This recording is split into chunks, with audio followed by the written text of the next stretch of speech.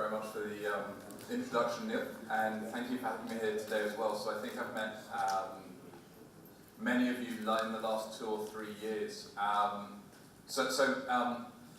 Neil's last point, my job title is the Head of Channel Sales in Google for Asia Pacific.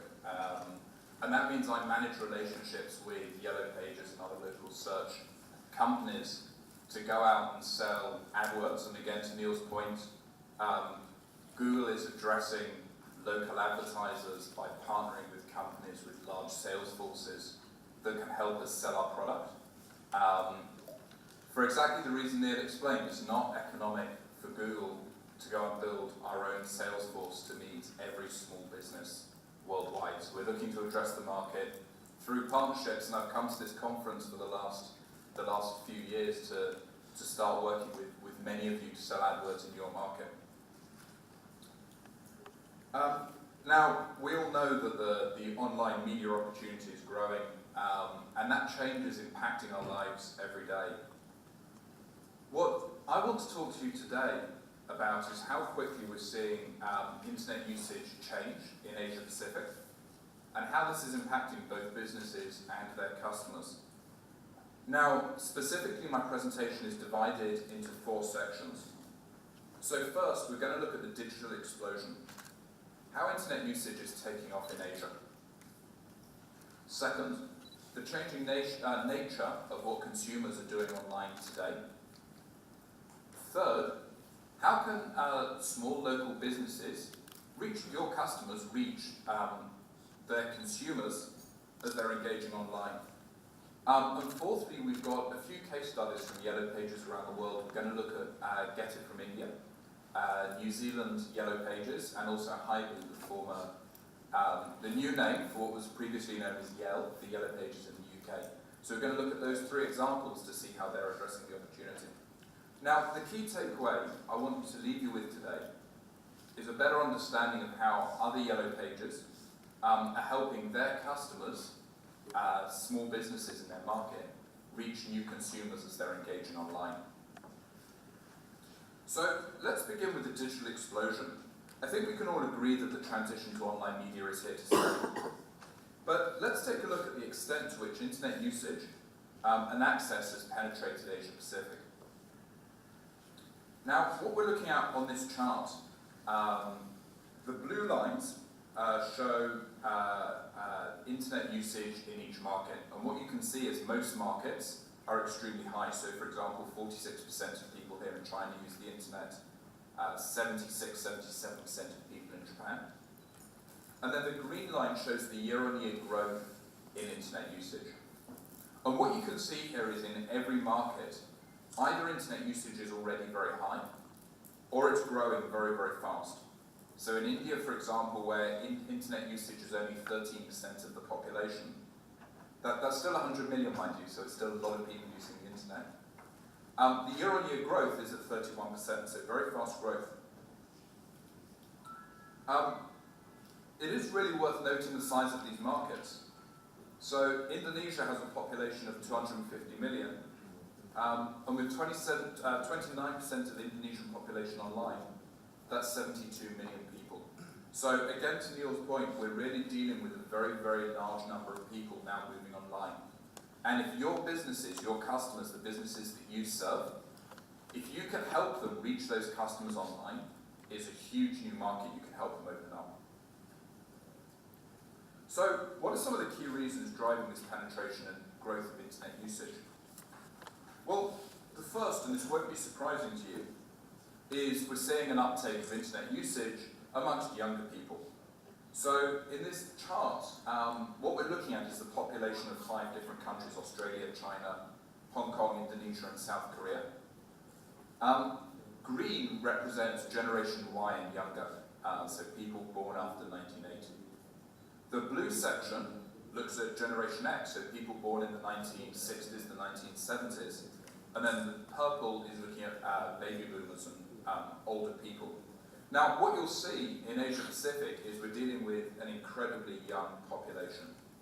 And in some markets, 90% of the population is under 50 years old.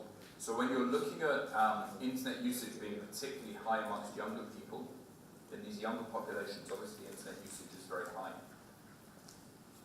Now, the second contributing factor is education and workforce participation. So in Asia Pacific, 57% of internet users have a university degree or higher. 78% are actively employed. So the demographic of internet users is working, educated, employed adults. And I think we'd all agree that that's exactly the target audience that your advertisers want to reach. Now, I'd like to ask for a show of hands. How many of you have some sort of smartphone, so an Android or an iPhone with you? That's pretty much everyone in the room. So the first smartphone, the original Apple iPhone, came out in 2007. So that's only 6 years ago. When you think of the uptake, so 6 years ago, none of us in the room would have had a smartphone, so it didn't exist. Today we all do. Now we're I would say a typical group of middle-class professionals, and we've all got a smartphone. And I think that shows you the rate of change in the uptake of internet-connected devices. Now, earlier this year, Google undertook a research study called Our Mobile Planet. And that study, perhaps unsurprisingly, shows smartphone penetration is growing. But the actual data is quite interesting. So, in 4 markets, Australia, Hong Kong, Korea and Singapore, smartphone penetration is now higher than in the United States at 56% of the population. China, New Zealand and Taiwan have about 50% of the population using smartphones.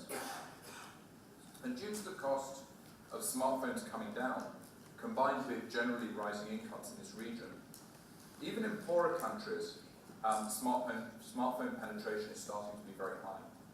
So as one example, India now has 100 million smartphone users. Now, the great opportunity for digital marketers, that's you guys, is that this vast number of people accessing the internet, not just from their home, but every day on the move, is creating a huge opportunity to reach new target audiences. Now, if we look at all these factors, internet and smartphone access and the evolving demographics are changing the spread of media consumption in the region. Now, what you can see on the bottom of this slide is the percentage of total media consumption in each market that's now online. In 3 markets, Australia, China and Singapore, online media consumption is now the #1 medium, having overtaken television. Online across the region is also the only media that's continued to grow since 2007. All of the other channels have seen either stagnation or decline. Now, I think we'll all agree that online media consumption hasn't peaked. So we're going to continue to see this effect of online media consumption continue to rise over the coming years. And comparatively, other forms of media will decline. So I'd now like to talk about consumers in the region, which is the audience that your advertisers would like to reach. So consumers on the internet, their daily activities and interactions are now shifting and incorporating a digital element. For example, we've seen a dramatic change in the way people socialize, meet people, and even date. Social media now allows people to share and interact with like-minded people on a global scale.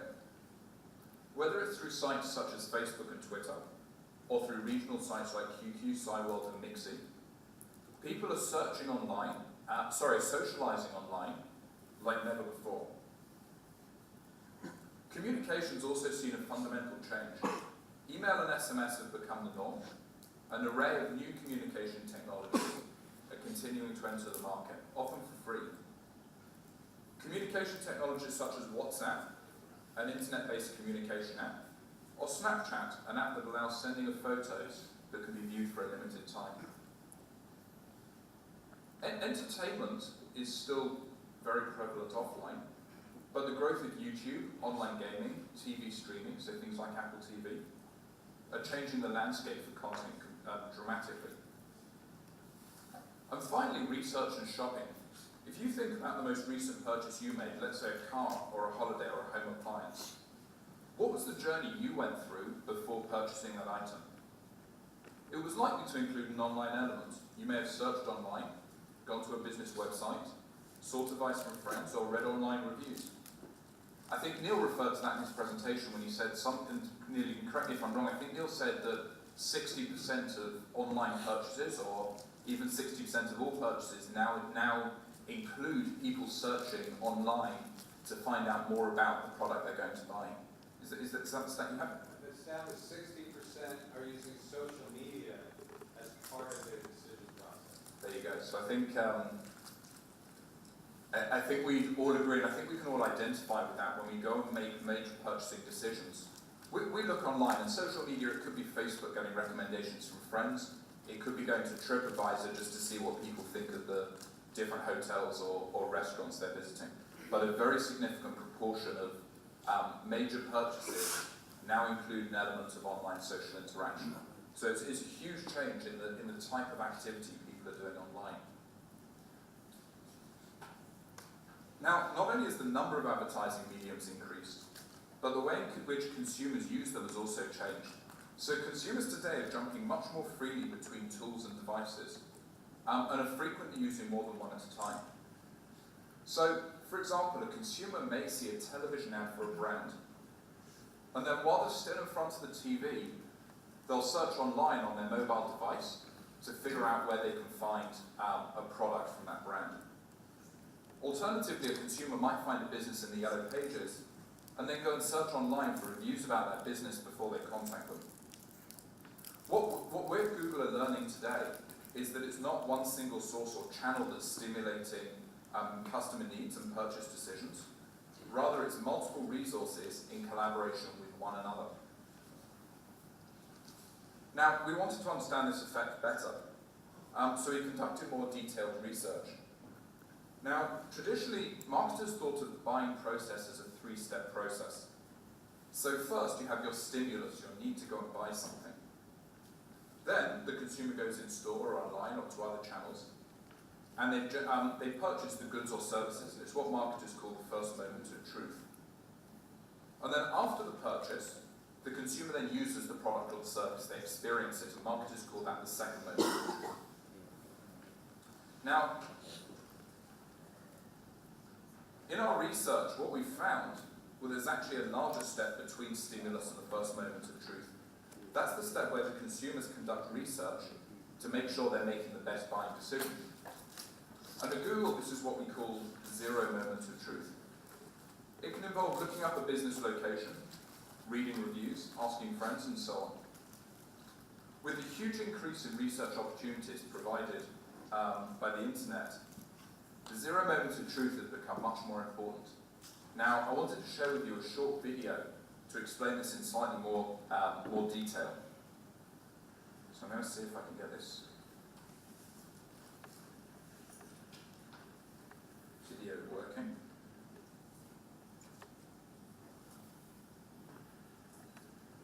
The zero moment of truth is a new way of thinking about the traditional marketing model. We all learned marketing by creating pieces of stimulus like radio, TV, and print to drive awareness of our product or service, which would then drive people to the point of sale at retail or at shelf, for example, whereupon hopefully they would choose your product or service, take it home, and have a great product experience. Zero moment of truth is that moment that increasingly is growing in importance that gets in between your stimulus and your point of sale. To some degree, consumers aren't doing anything differently than they have been doing for years. They have been gathering information about what's going to be the best product and where it is that they should be buying, and they've been trying to learn about that before they make their decision. What has changed is where they gather that information, their ability to easily collect some of that information from a multitude of sources, and their ability to compare from one alternative place to buy versus another.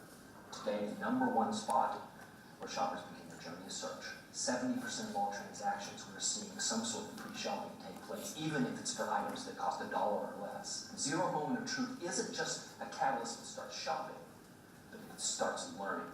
And I think the biggest change that we see These shoppers that walk into every transaction saying, I want to be smarter, I want to be more informed, I want to make better choices, and yeah, I also want to save some money. We find this zero moment of truth.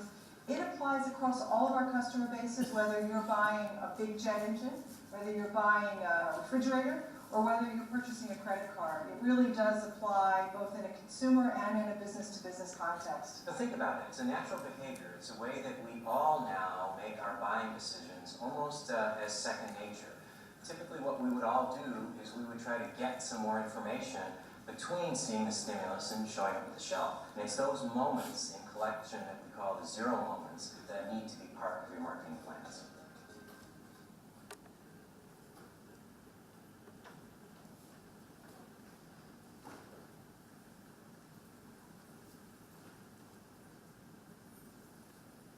Alright, so let's see how I present this.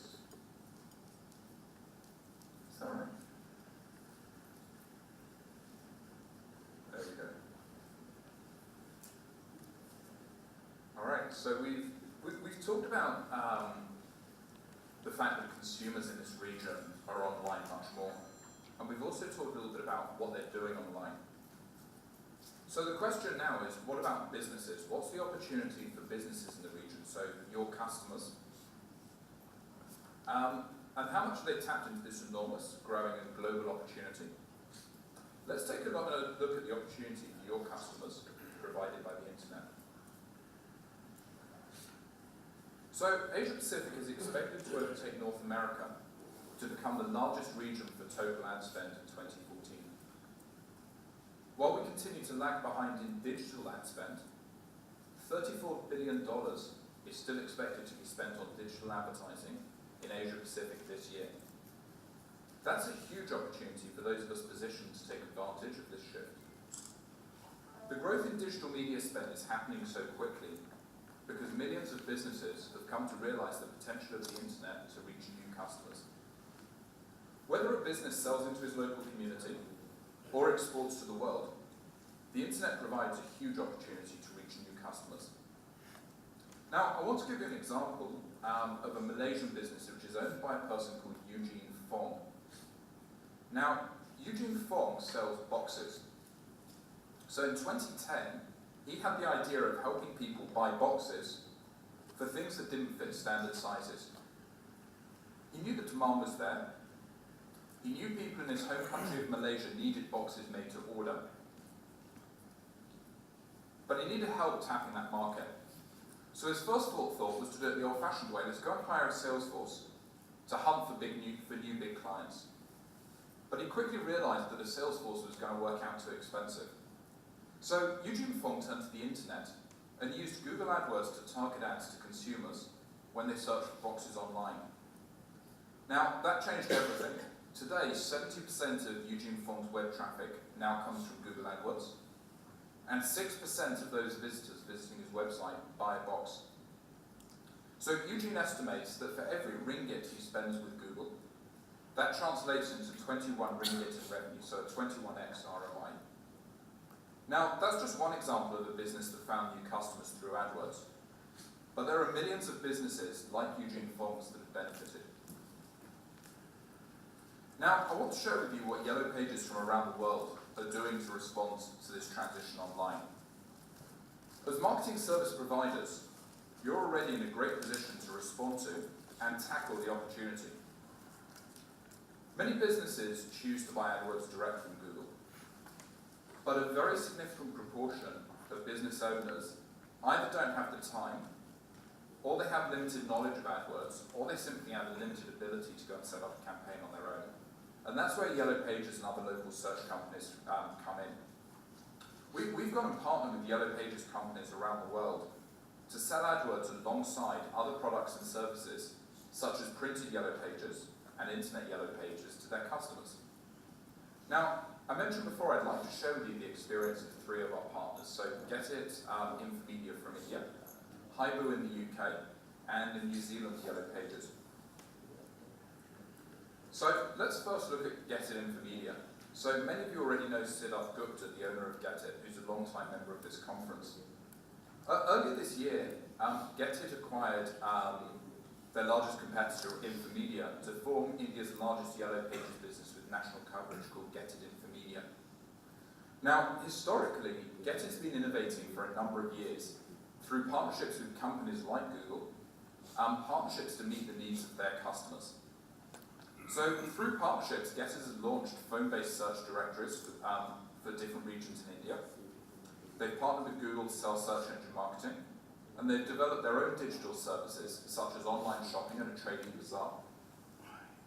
Now, by diversifying their product offering to include digital early, today 70% of Get It Infomedia's revenue comes from online. That's a huge shift for a company that historically was a print-only directory. Now, as print revenues continue to decline, Get It's going to be exceptionally well positioned to benefit in the digital future. Let's look at Haibu now. Haibu was formerly known as Yell. It's the UK's incumbent Yellow Pages, and it was originally part of the national telco, though about 30 years ago it was spun off from British Telecom. Now, Haibu is one of Google's oldest partners, and their integration of digital services has gone through a number of transitions. Now, initially they started by selling their own digital products, the online Yellow Pages, and then in 2009 they went on to expand their digital product mix to include websites, display advertising, as well as becoming a partner of Google's and selling AdWords. Now, I know Haibu well because at the time I used to work for Google in the UK, and I managed our relationship with Haibu when they started selling AdWords. Now, Haibu's goal was to focus on 80% digital and 20% print products in their mix. And their focus of driving sales of AdWords made a very significant contribution towards that goal. In 2011, they announced a 4-year plan to transition Yellow Pages focused services to become a broader supplier of digital services to small and medium-sized businesses. And I think that goes to exactly the point Neil was talking about earlier, when he was talking about the opportunity for all of you and for anyone servicing small and medium-sized businesses is to sell much more than just advertising. You can go sell much more broader services, because there are so many companies like Google that want to reach your customers but don't want to build a sales force of their own. Now, in terms of results, digital now accounts for 78% of Haibu's revenue in the UK. Now, their latest accounts, which were released a few months ago, show a 19% year-on-year decline in print advertising, but a 22% year-on-year growth in digital advertising. So again, their early transition to digital clearly set them up very well for a day when their print revenues were going to significantly decline, and it set them up well for a digital future. Now, the third example I wanted to give you was Yellow from New Zealand. So Yellow is the only Yellow Pages business in New Zealand. Historically, they were a print Yellow Pages. All they did was print Yellow Pages. And in 2011, they launched a product called Digital Toolbox. So Digital Toolbox is a suite of products which includes selling websites, search advertising, display advertising, and social. On the back of the successful launch of the Digital Toolbox, in 2012, Yellow decided to go into a 3-year transformation plan, like Haibu, to gear their business towards a future that was digital only. Following this plan earlier this year, Yellow actually went down the route of splitting the sales force into 2 separate divisions. So they now have a print division and a digital division. And the goal of this split was to enable their salespeople to become specialists and ensure that digital was given the focus that senior management wanted it to have. By 2015, Yellow are aiming to have half their revenues come from digital services. To share with you the process of undertaking this change, we've worked with Yellow, and I know Yellow's not here today, but we've worked with them on a short video to share with you their experience of going through this transformation.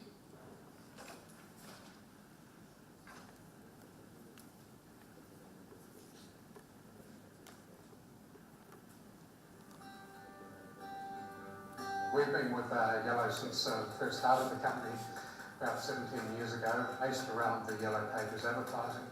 that as advertising industry changed and the whole landscape changed, we have to change as well.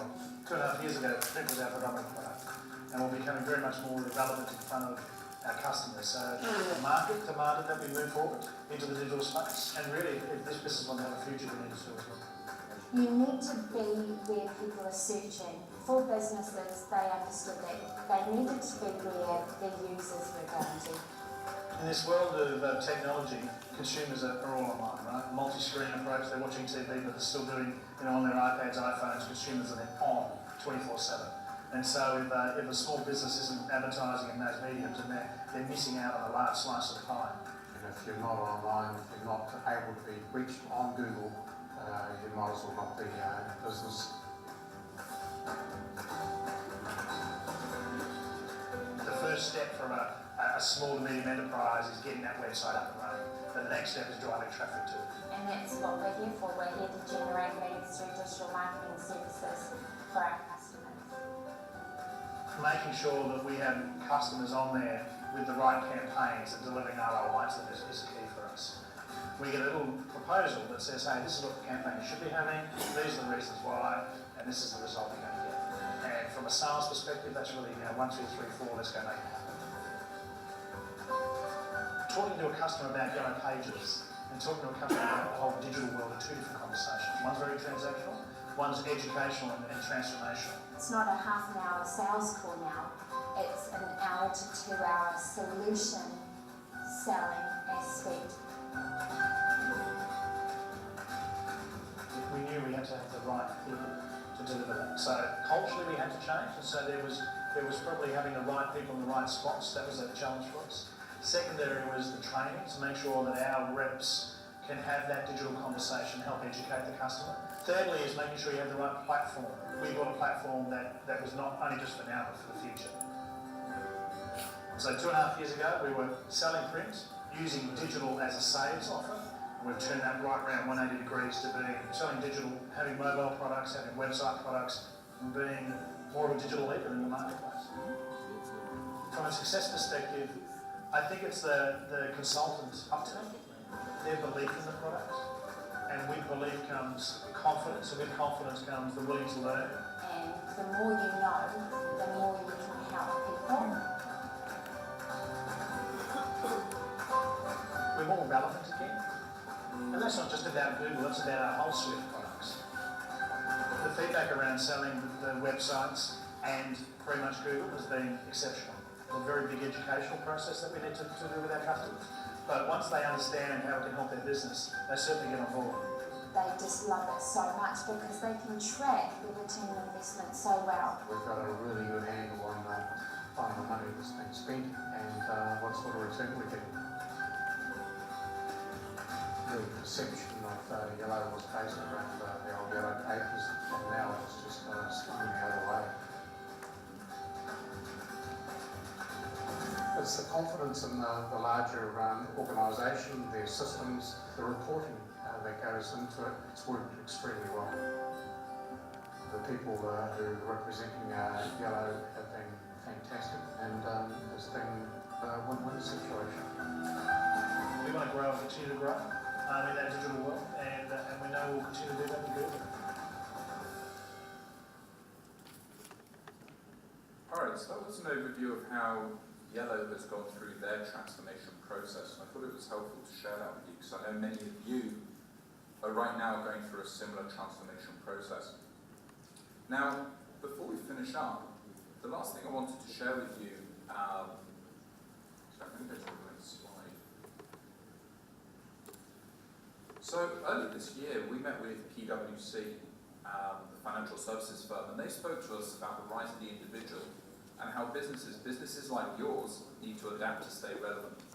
Now, I found their recommendations very relevant for this conference, so I brought them along so I can share them with you today. So customer needs are constantly evolving, and in order to remain relevant to your advertisers, you need to consider what the business needs of your advertisers are. Understanding what they do and their goals should help you shape what services you provide to them. Using an example from our own company, in 2006, Google believed that video consumption online would radically increase. So to address this shift in consumer need, we decided we needed a video platform, and we purchased YouTube. Now, at the time in 2006, YouTube was unprofitable. It really didn't have a business model at all. And it had huge copyright issues. So why did we go and make this purchase? Well, we did it because we thought that our users wanted to share video online. And in the words of Eric Schmidt, who's our chairman at the time, was our CEO, this is the next step in the evolution of the internet. Now today, YouTube has 1 billion unique monthly views per month. And it's the second most popular search engine after Google itself. So how can you apply this to your business? If your advertisers believe that their target customers are moving online, sooner or later your advertisers are going to want to shift their ad spend online to follow their customers. By building an online advertising business now, you're setting yourself up to meet your customers' needs in the future. Once you've identified what your customer need is, the next step is to look inward into your organizations, but what you need to change within your business to meet those needs. Now, like we saw in the video, Steve Chaplin, the general manager of Yellow, he said in the video that they needed to change everything. They needed to change their training, their technology, their business culture, in order to be successful selling digital. Adding digital products to your portfolio isn't going to be a simple process. If you're to be successful, you need to drive change through every part of your organizations. It's a significant undertaking, but in time, it will pay off. Now, once you've decided you need to evolve, the next step is to define what success looks like, and then work out what trade-offs you need to make in order to achieve your end goal. So, let me ask you a question. Are you considering selling digital products to acquire new customers? To upsell existing customers? Or do you want to sell digital products to retain your existing customers? If and when, over time, your print business declines. A second question to ask yourself, if you're going to apply your organizations to make this change, what are the trade-offs you need to make? For example, how will the transition to digital affect the revenues and the margins of your business in years to come? What upfront investments do you need to make now? What technology do you need in place to scale your operations? Now at Google, we can share with you our experiences of working with similar organizations around the world. And I know there are quite a few independent consultants here, like Kelsey and Peter Buxton, that can provide you advice as well. Once you've defined where you want your organizations to go, the next step is to plan how you're going to get there, your business plan. What does success look like in 1 year, in 2 years, or in 5 years? And you need to plan how you need to change your business in order to meet these goals. Now, once you've got your business plan in place, the next step is to create your products. Now, digital products can help businesses and your customers in a number of ways. Digital products can help you acquire new customers. They can help you grow your existing customers. They can help you improve customer retention. But to do each of these things, you need to create products that appeal to your customer needs at a price point that makes sense for their businesses. There are obviously similarities between however Yellow Pages go about this. But given the market dynamics in your country, there are also differences between how Yellow Pages go about this. Now finally, once you've gone and created the products, you need to accelerate your growth. And to do that, you're going to need technology to accelerate and scale your business. Now, Google works with a number of technology companies who've built platforms that can help you scale your operations, to create advertising accounts online, to manage advertising campaigns on behalf of your customers, so that you can focus on what your organization specializes in, which is the process of selling to small businesses. Now, over the last 40 minutes or so, I've shared with you the scale of the online opportunity. Customers are moving online at a rapid pace, and while internet usage varies by market, the future is clear. Consumers will be using online media to make buying decisions. Businesses that have embraced online advertising are going to disproportionately benefit. Many of the leading Yellow Pages companies in developed markets have adapted their businesses and are now driving a very significant proportion of their revenue from digital advertising. In developing markets, we have very strong success stories like Getting Infomedia in India. The path to building a successful digital business is not a simple one. But if you go down that path seriously today, it's going to set you up to offer your advertisers the solutions they need to generate new businesses for their lead. Going down this path will set your companies up for long-term success in this new digital era. Now, I think I've finished about... Yeah, you have a couple minutes. So, we're going to have a whole discussion later this afternoon with some of your PSPs. Is that the right term? That's right, we've got 2 or 3 of our partners. 2 or 3 of the partners. But do you have any questions for James now before we go to break? You must have some question. Pablo, any questions? Morning, Pablo. How are you? Welcome. No questions for James. You're going to wait for the panel later today when we have some live PSP partners to engage with that discussion. Greg has a question. I'm not going to run over it, but I'll bring it to you.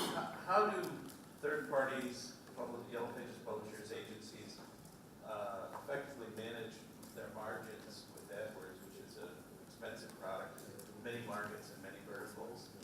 This has been one of the chief complaints about reselling AdWords is that the margin, there's enormous margin pressure, and it's not a profitable product for many publishers. Can you address that?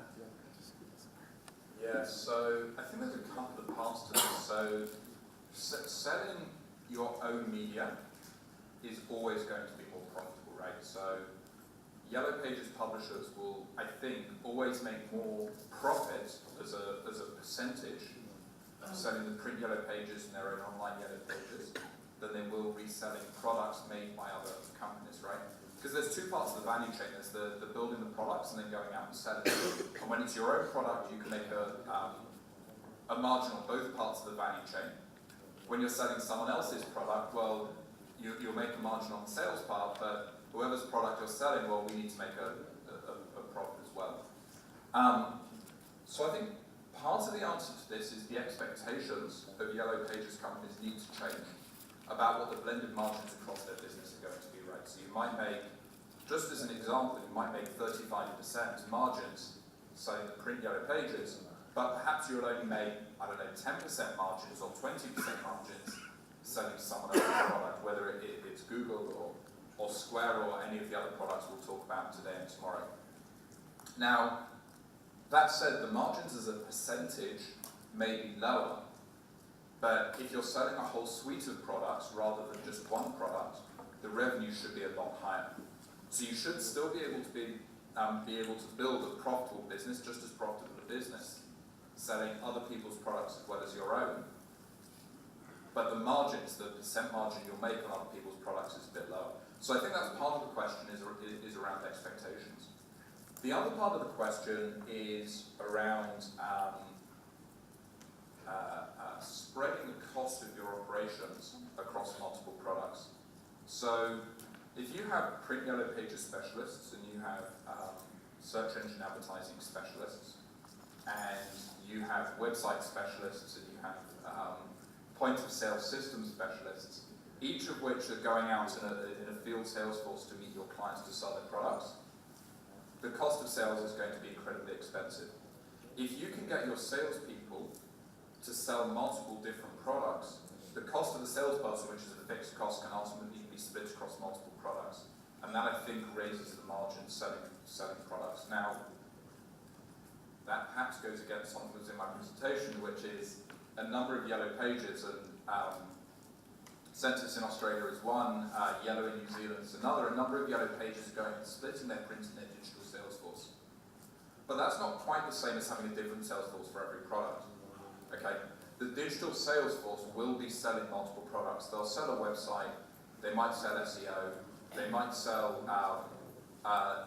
tracking, they might sell search advertising, they might sell social marketing. All of these things might happen from the same digital sales rep. So that sales rep's not selling print, but he is selling multiple digital products. And the fixed cost of the sales rep will then get spread across multiple products. By spreading that fixed cost across multiple products, you can improve the margins of each product you're selling. Does that answer the question? Greg? Well, I mean, So partly it's about expectations, and partly it's about spreading the fixed costs across multiple products, right? So that yeah, it's not really my question. It's sort of the unspoken question. So that's why I asked it. I mean, thank you for addressing it. All right.